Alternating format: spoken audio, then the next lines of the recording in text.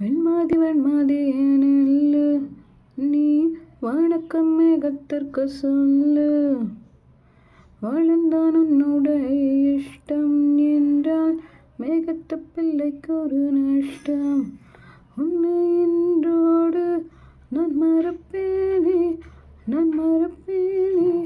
உன்னாதில் நெஞ்சில் புத்தர் காதல் மேலும் மேலும் துன்பம் துன்பம் வேண்டாம்.